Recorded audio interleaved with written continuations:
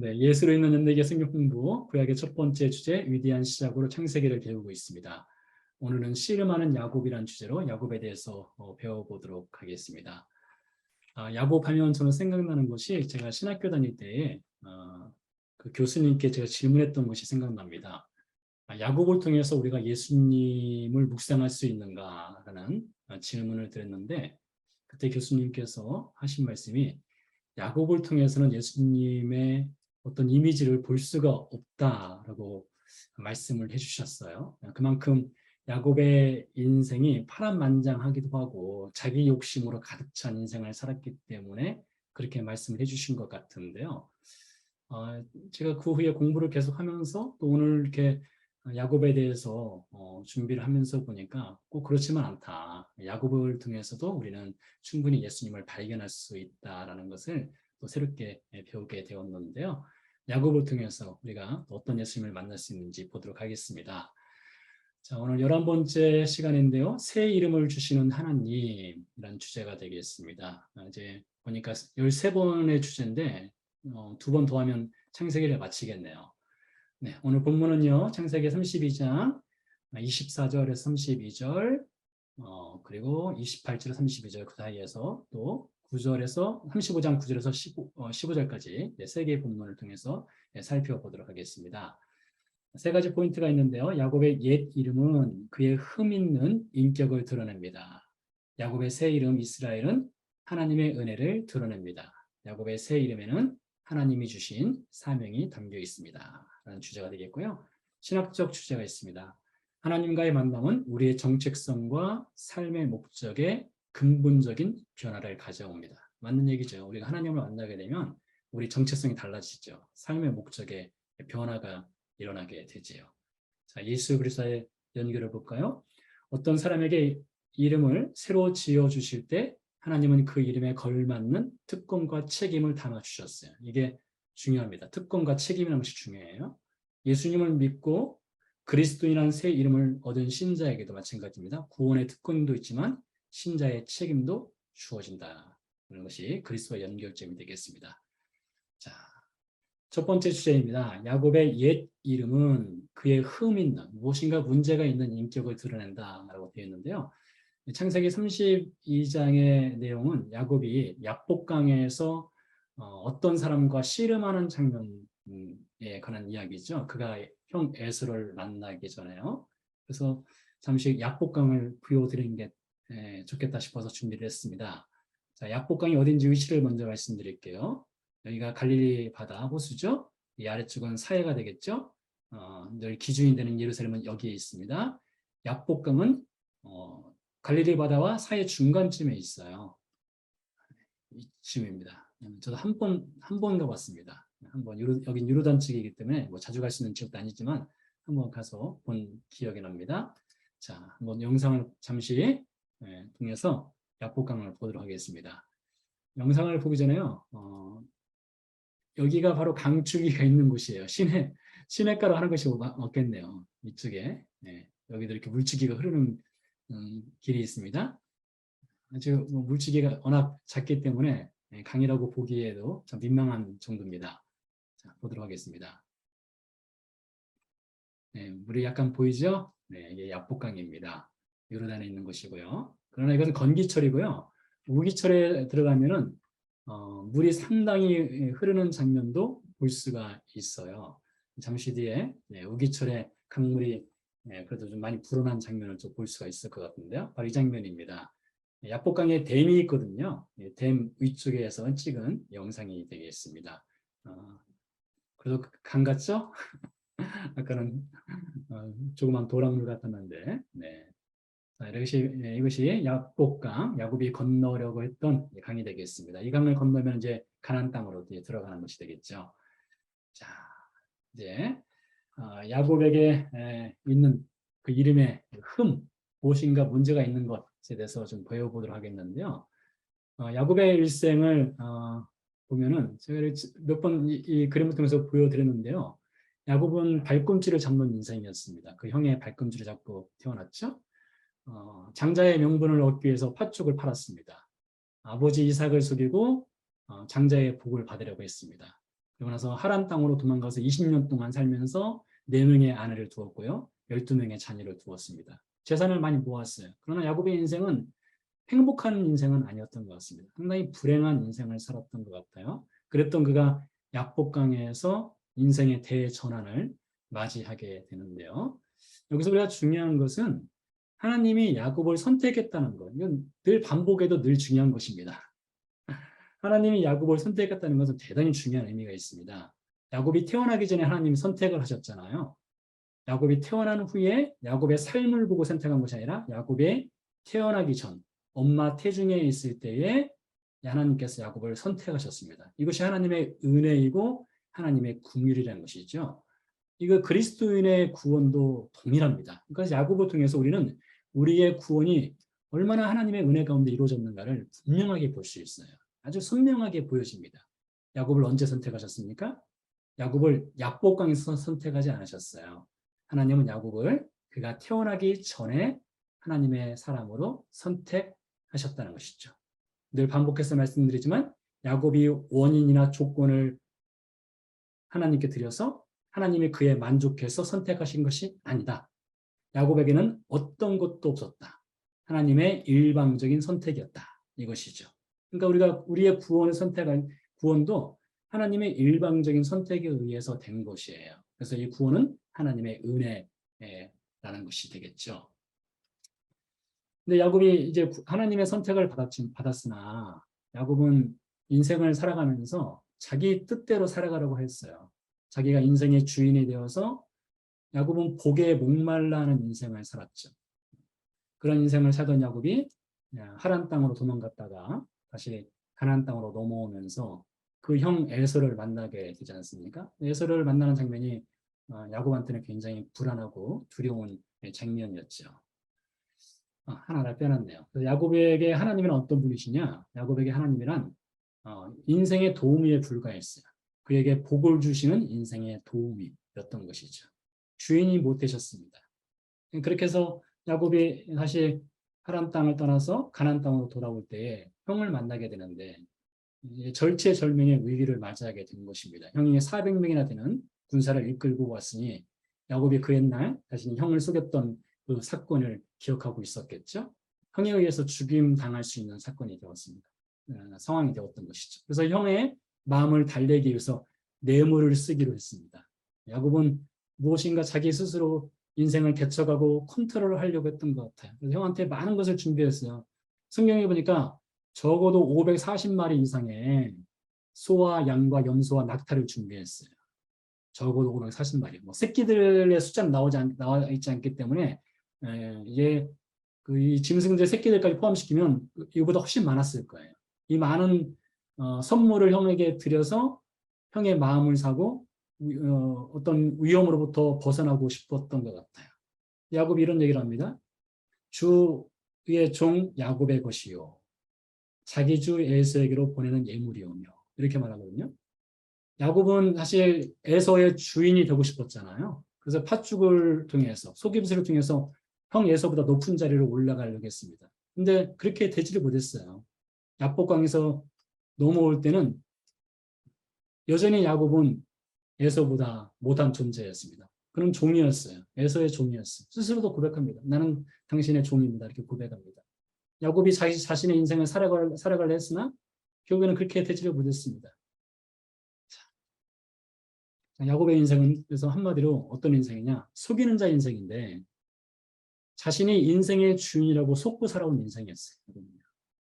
자신이 인생의 주인이라고 속고 살아온 인생. 여러분 구약 성경에 많은 주제들이 있지만은 제가 생각하는 구약 성경의 가장 큰 주제, 중요한 주제는요. 몇 번 말씀드렸는데 하나님의 자리와 인간의 자리를 구분하는 것입니다. 창세기 3장의 이야기가 무엇입니까? 창세기 3장의 이야기는 인간이 자기 자리를 잃어버린 거예요. 인간은 피조물의 자리 잤습니까? 피조물이었던 인간이 범죄하고 나서 하나님의 자리를 차지하려고 했던 것이죠. 자신이 인생의 주인인 줄 알았습니다.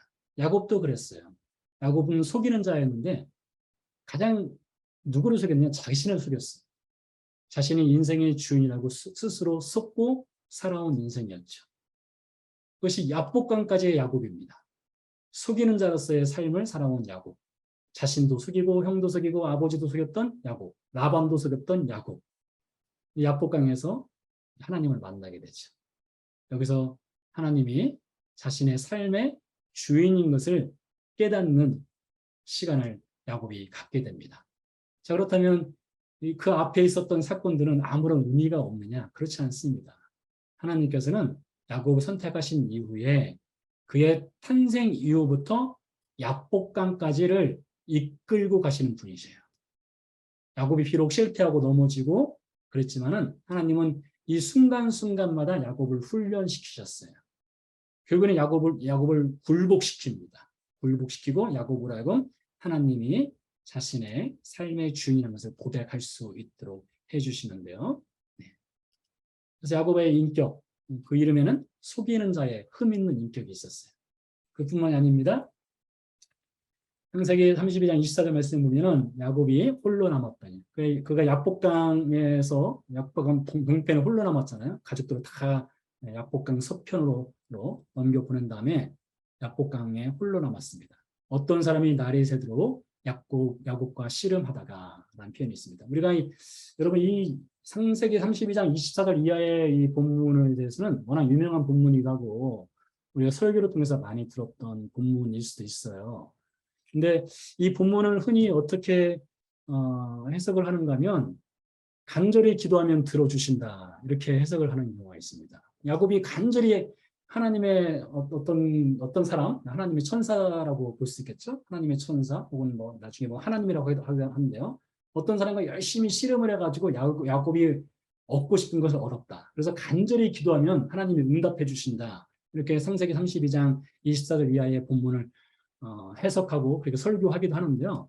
그런 부분이 없지 않아 있습니다. 조금은 있어요. 우리가 하나님께 간절히 기도하고 간절히 기도하는 것에 대한 하나님의 응답을 받는 경우가 없다 할 수는 없습니다. 그러나 이 창세기 24장에 야곱이 어떤 사람과 씨름한 장면은 그가 기도하여서 무엇인가 얻어낸 장면보다 훨씬 더 큰 것이 있어요. 자 보세요. 여기 본문을 잘 보시면 야곱은 홀로 남았더니 어떤 사람이 날이 새도록 야곱과 씨름하다가라고 있어요. 그러니까 야곱이 씨름을 청한 것이 아니라 어떤 사람이 야곱에게 온 거예요. 찾아온 것입니다. 야곱이 찾아간 것이 아니라 기도는 우리가 하나님을 찾아가는 것이잖아요. 하나님께 찾아가서 우리가 원하는 것을 구하고 또 얻을 수도 있잖아요. 그런데 이 본문은 어떤 사람이 야곱을 찾아왔어요. 그러니까 이것은 사실 기도하고는 크게 관련성이 없다라고 볼 수가 있겠죠. 그럼 무엇입니까? 씨름하기 위해 야곱을 찾아오신 하나님이세요. 하나님이 야곱을 찾아오셨어요. 야곱과 씨름하기 위해서 찾아오셨어요. 왜 무슨 씨름이냐? 야곱은 그동안 하나님을 인생 도우미로 여겼어요. 인생 도우미. 자신이 얻고 싶은 것을 얻게 해주는 인생 도우미로 하나님을 여겼어요. 근데 이 씨름을 통해서 하나님은 야곱에게 나는 너의 인생 도우미가 되기 위해서 너를 선택한 그런 하나님이 아니다. 나는 너의 인생의 주인이 되기 위해서 너를 선택한 하나님이다. 이것을 알려주시는 것이죠. 그러니까 여러분 여기서 하나님의 아주 특별한 열심을 볼 수 있지 않겠어요?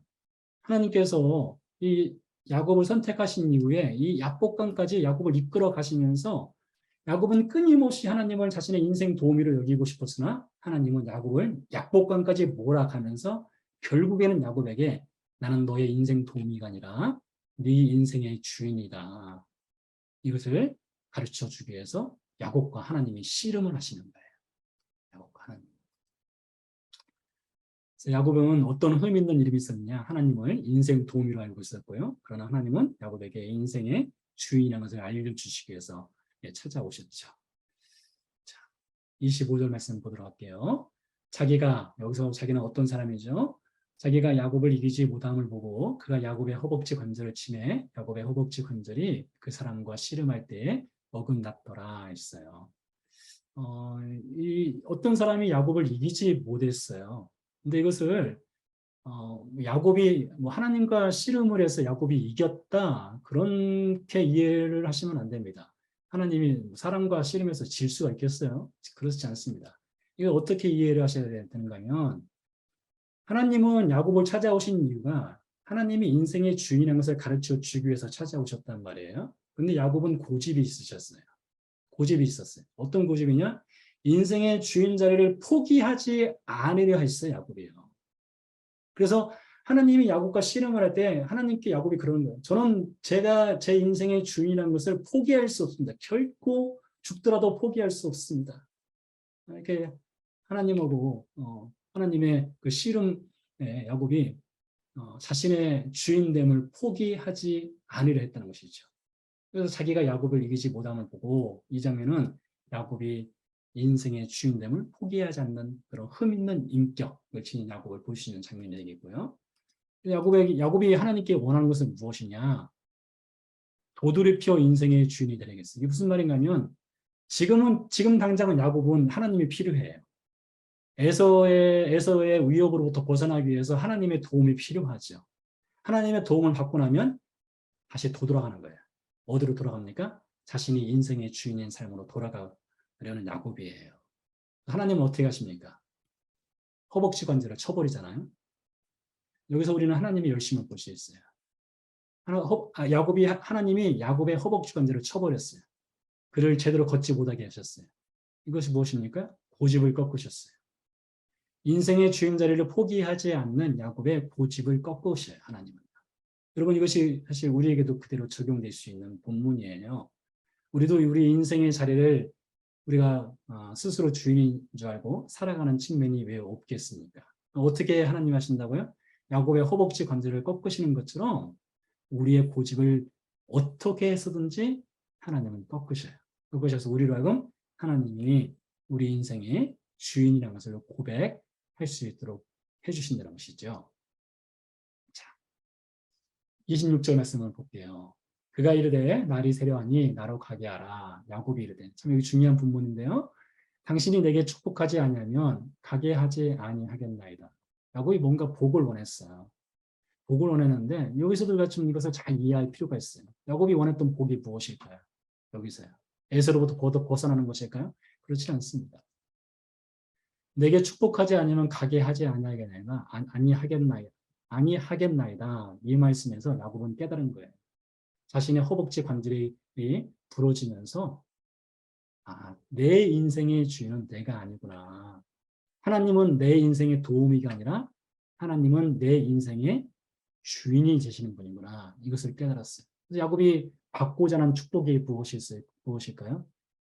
내 입술로 하나님은 내 인생의 도우미가 아니라 하나님의 내 인생의 주인인 것을 고백하는 삶을 살아가는 복을 주시옵소서. 이게 야곱이 받고자 하는 복이었어요. 다시 말씀드릴게요. 야곱이 받고자 하는 복은요. 깨달은 복은 무엇이냐? 하나님은 더 이상 내 인생의 도우미가 아닙니다. 하나님은 내 인생의 주인이십니다. 하나님, 제가 그 고백을 할 수 있도록 저를 축복해 주세요. 이 고백을 할 수 있게 했다는 것이죠. 하나님이요. 하나님께서 그래서 야곱에게 이름을 물었습니다. 내 이름이 무엇이냐? 야곱입니다. 이렇게 답을 하잖아요. 근데 내 이름이 무엇이냐? 야곱입니다. 이 답 안에는 무엇이 담겨 있을까요? 그동안 야복강 바로 직전까지 야곱의 삶이 담겨져 있지요. 나는 속이는 자였습니다. 나는 빼앗는 자였습니다. 나는 내 인생의 주인으로 살았습니다. 이렇게 야곱의 이름에 담겨있는 이 흠결이 많은 인생이었어요. 그렇게 흠결이 많은 인생을 하나님께서는 끝까지 찾아가셔서 그로 하여금 하나님이 내 인생의 주인 되시는 것이 나에게는 참된 복입니다. 그런 고백을 할 수 있도록 이끌어 가셨다는 것이죠. 그리고 하나님께서 야곱에게 새 이름을 주시잖아요. 두 번째인데요. 야곱의 새 이름 이스라엘은 하나님의 은혜를 드러냅니다. 28절만 읽어볼게요. 그가 이르되 내 이름을 다시는 야곱이라 부를 것이 아니요 이스라엘이라 부를 것이니 이는 내가 하나님과 및 사람들과 겨루어 이겼음이라 라고 되어 있어요. 야곱에서 이스라엘로 하나님께서 이름을 바꿔주셨습니다. 하나님께서 야곱을 이스라엘로 바꿔주신 것은 어떤 의미가 있는가 하면 야곱이 고백하는 것처럼 하나님은 내 인생의 도우미가 아니라 이제부터는 하나님이 제 인생의 오로지 주인이 되십니다. 라는 그 고백을 할 수 있는 이름으로 바꿔주셨어요. 여러분, 우리 그리스도인에도 그런 사건이 있었습니다. 우리가 죄인에서 그리스도의 사람, 그리스도인으로 하나님이 우리에게 새로운 이름을 주셨어요. 우리는 원래 죄인이라는 이름을 갖고 있었습니다. 그러나 하나님께서 예수 그리스도를 통해서 그리스도의 사람, 그리스도인으로 우리에게 이름을 새 이름을 주셨어요. 사도행전 2장 36절 말씀 보니까 베드로가 유대인 앞에서 설교할 때에 예수님은 어떤 분이시냐? 예수님은 그리스도, 우리의 구원자가 되신다고 했어요. 또한 예수님은 우리의 주가 되신다고 했어요. 로드십이 된다고 했어요. 야곱에게도 마찬가지죠. 하나님이 야곱을 선택하셨을 뿐만 아니라 야곱의 인생의 주인 되신다는 것을 야복강에서 가르쳐 주셨잖아요. 그런 것처럼 하나님께서 우리를 예수 그리스도의 십자가 사건을 통해서 구원하시잖아요. 구원하신 다음부터는 무엇을 우리에게 가르쳐 주시느냐? 인생의 주가 되시는 예수 그리스도를 우리의 삶의 모든 부분을 통해서 우리에게 가르쳐 주시는. 우리로 하여금 인생을 살아가면서 무엇을 배우느냐? 예수님이 내 인생의 도우미가 아니라 내 인생의 주인 되신다. 이런 고백을 할 수 있는 그리스도인으로 우리를 변화시켜 간다는 것이죠. 그래서 빌립보서 2장에 보면은 바울이 이런 고백을 해요. 하늘에 있는 자들과 땅에 있는 자들과 땅 아래에 있는 자들로 모든 무릎을 예수의 이름에 꿇게 하시고 모든 입으로 예수 그리스도를 주라 시인하여 하나님 아버지께 영광을 돌리게 하셨느니라 했어요. 자, 우리가 예수 그리스도를 구원자로 믿는 것도 중요합니다. 매우 중요하죠. 이것은 기본이죠. 예수님을 우리의 구원자로 믿는 건 기본입니다. 그 기본을 갖고서 어디로 나가야 됩니까? 예수님이 우리의 주가 되시는 것으로 나가야 되는 것이죠. 바울도 그러잖아요. 모든 입으로 예수 그리스도를 주라 시인한다고 했어요. 그래서 하나님께 영광을 돌린다고 했어요. 우리가 하나님께 영광 돌릴 수 있는 방법이 무엇일까요? 예수님이 우리 인생의 주인 되신다는 고백과 그런 삶으로 나갈 때 하나님께 우리의 삶을 통해서 영광을 돌리게 된다는 것이죠. 야곱도 마찬가지입니다. 그에게 주어진 새 이름에는 하나님의 은혜가 있어요. 그 하나님의 은혜는 무엇이에요? 하나님이 인생의 주인이시다. 이것이죠. 세 번째로 가보도록 하겠습니다. 야곱의 새 이름에는 하나님이 주신 사명이 담겨 있어요. 자, 보니까요. 빨간색으로 표시된 부분만 읽을게요. 하나님께서 야곱에게 주신 약속인데요. 이스라엘이죠. 야곱 이스라엘에게 주신 약속인데 생육하며 번성하라. 왕들이 내 허리에서 나오리라. 땅을 주리라. 자, 이 약속들은 하나님께서 아브라함에게 주신 약속이고요. 하나님께서 이삭에게 주신 약속이에요. 야곱에게도 이스라엘에게도 그대로 동일한 약속을 하나님이 해주셨어요. 자, 이 약속을 받기 전에 야곱은 어떻게 했습니까? 밧단 아람으로 도망갔어요. 이때는 야곱 스스로 사다리를 타고 복을 찾기 위해서 올라갔던 인생이었어요. 스스로 복을 구하는 인생이었습니다. 스스로 성공하는 인생을 살려고 했죠. 야복강에서 하나님께서 야곱을 이스라엘로 바꿔주셨어요. 그러면서 인생의 주인 되신 하나님을 알려주셨죠. 또 베델에 가서요. 베델 사건이 있는 35장은요. 베델에 가서 하나님께서 야곱에게 세 가지 약속을 주셨어요. 생육하며 번성하라. 왕들이 내 허리에서 나오리라. 땅을 주리라. 하나님께서 진정한 복을 야곱에게 베델에서 약속을 해주셨던 것이죠. 복을 찾기 위해서 스스로 하늘로 올라가려 했던 야곱이었지만 여기서는 실패자였어요. 하나님께서 야곱을 다시 만나주시고 그와 씨름하시고 그의 허벅지 관절을 다치게 하고 그리고 나서 그로 하여금 하나님이 내 인생의 주인입니다. 이렇게 고백했을 때에 하나님께서 그에게 진정한 복을 허락하여 주시죠. 자, 이것이 우리 그리스도인들과도 연결되는데요. 그리스도와 연결. 어떤 사람에게 이름을 새로 지어주실 때 하나님은 그 이름에 걸맞는 특권과 책임을 담아주십니다. 예수님을 믿고 그리스도인이라는 새 이름을 얻은 신자에게 구원의 특권과 신자의 책임이 있어요. 여러분, 우리는 이미 구원을 받았어요. 우리가 예수님을 믿게 됐을 때에 우리는 구원을 받아요. 구원을 받게 됐다는 것은요, 마치 출애굽을 했다는 것과 똑같아요. 다리는 끊어졌어요. 다시 우리는 돌아갈 수 없어요. 옛날로 돌아갈 수 있는 인생이 아닙니다. 옛날에 이 다리는 불에 타버렸어요. 루비콘 강을 이미 건넜습니다. 우리는 돌아갈 수 없어요. 우리는 앞으로만 전진해 갑니다. 그래서 전진해 가면서 우리는 싸울 거예요. 인생의 주인 자리를 놓고 하나님이냐 나냐 를 가지고 서로 싸울 거예요. 싸우지만은 결국에는 어떻게 하신다고요? 인생의 주인을 바꿔주셔요. 야복강 사건을 통해서 야곱을 하나님께서 인생의 주인을 바꿔주신 것처럼 우리에게도 이런 사건들이 곳곳마다 있어요. 여러분에게 어떤 사건들이 있었는지 모르겠으나 부활은 반드시 있어요. 반드시 있습니다. 그래서 어디로까지 갑니까? 복의 전달자가 되게 해주셔요. 복의 전달자. 야곱이 창세기 그 약복강 사건 뒤에 보면은 48장까지 49장까지 이어진 야곱의 이야기를 보면 그가 복을 전달하는 인생을 살거든요. 자, 근데 우리 그리스도인은 어떤 것이 복일까요? 어떤 복을 전달해야 될까요? 그냥 단순한 복이 아니겠죠? 우리는 복음의 전달자로 하나님 부르셨어요.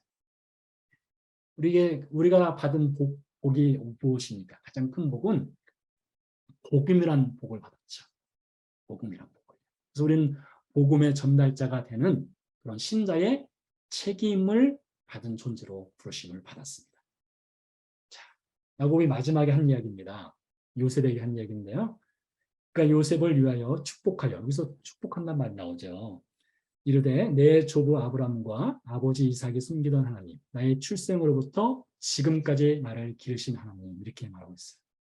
자, 야곱이 보세요. 언제부터라고 했습니까? 나의 출생의 때부터예요. 출생 때부터 지금까지 야곱이 147년을 살았거든요.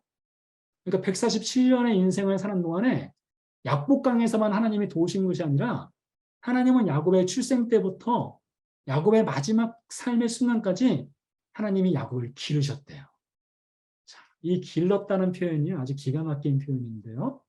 어디에 이 말이 등장하는가면요. 시편 23편에 등장합니다.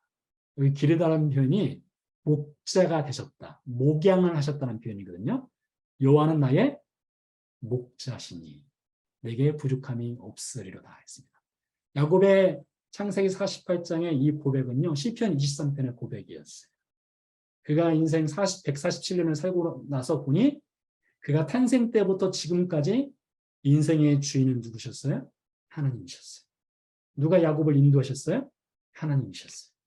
그가 비록 속이는 자였고 빼앗는 자였고 그렇게 살았으나 하나님은 그의 인생의 목자가 되셔서 끝까지 그를 인도하셨고 그로 하여금 인생의 주인은 하나님이십니다라는 복의 고백을 할 수 있도록 해주셨다는 것이죠. 여러분 기억하십시오. 우리 그리스도인도 우리의 출생 때부터 구원의 출생 때부터 지금까지 우리가 하나님의 나라 가는 때까지 하나님은 우리를 길러주셔요.